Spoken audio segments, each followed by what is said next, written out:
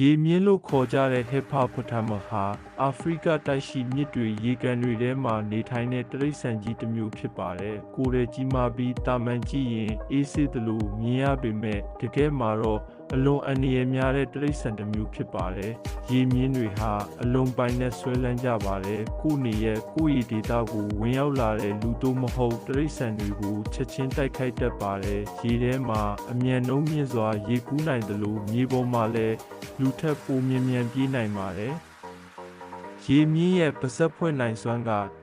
180ဒီဂရီနီးပါးရှိပြီးသွားတွေကအလွန်ကြီးမားခိုင်မာပါတယ်။အဲ့ဒီသွားတွေနဲ့တစ်ချက်တည်းနဲ့လေသေးသေးတွေကိုတောင်ဖျက်ဆီးနိုင်ပါတယ်။အာဖရိကတိုက်မှာရေမြင့်ကြောင့်လူသေဆုံးမှုအများဆုံးဖြစ်တဲ့တိရစ္ဆာန်တွေကတစ်မျိုးလည်းဖြစ်ပါတယ်။ဒါကြောင့်ရေမြင့်ကိုချစ်စရာကောင်းတယ်လို့တာမန်မမြင်ပဲ